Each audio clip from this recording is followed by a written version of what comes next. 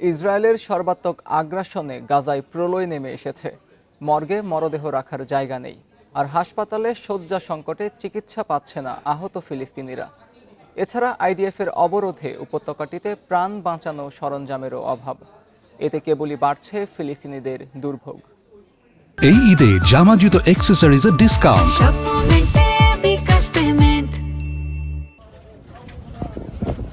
গাজা উপত্যকা আধুনিক বিশ্বের সবচেয়ে বড় উন্মুক্ত কারাগার। ইসরায়েলের চোখে যেন এখানকার সব বাসিন্দাই অপরাধী। তাই আবারও নির্বিচারে গণহত্যা শুরু করেছে আইডিএফ।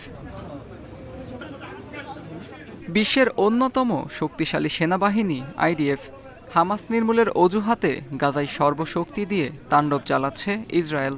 প্রাণঘাতী হামলায় প্রলয় নেমে এসেছে নিরীহ নিরস্ত্র ফিলিস্তিনিদের জীবনে। তেল আবিবের নারকীয়তায় নিহতরা ঠাঁই নিচ্ছে হাসপাতালের মেঝেতে কিংবা মর্গে। আহতদের সেবাদানে বিপাকে চিকিৎসকরা। প্রথম দফার যুদ্ধে ধ্বংসপ্রাপ্ত গাজার হাসপাতালগুলো, বেড়েছে শয্যা ও চিকিৎসক সংকট।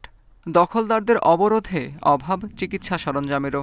এতে অন্তহীন দুর্ভোগে গাজা সিটির ফিলিস্তিনিরা।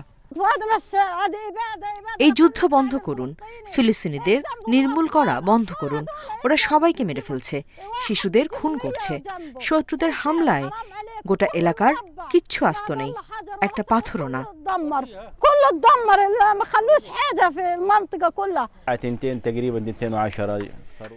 দখলদাররা যখন হামলা চালায় তখন রাত প্রায় 2টা বাজে।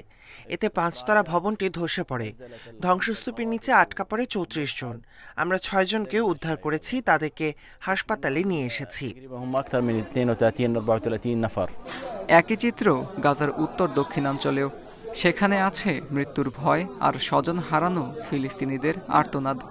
ইন্দোনেশিয়ান হাসপাতালের করিডোরে পড়ে আছে কাফনে মোড়ানো মরদেহ।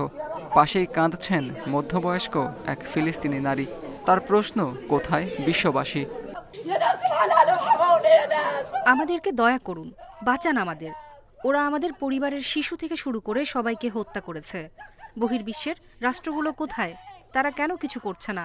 আপনারা হস্তক্ষেপ করুন। 18 মার্চ থেকে গাজায় আবারও চলছে ইসরায়েলের গণহত্যা। প্রথমে বিমান ও ড্রোন হামলা করলেও পরবর্তীতে স্থল অভিযান শুরু করে আইডিএফ। এতে দিন দিন বেড়ে চলেছে ফিলিস্তিনিদের মৃত্যুর মিছিল।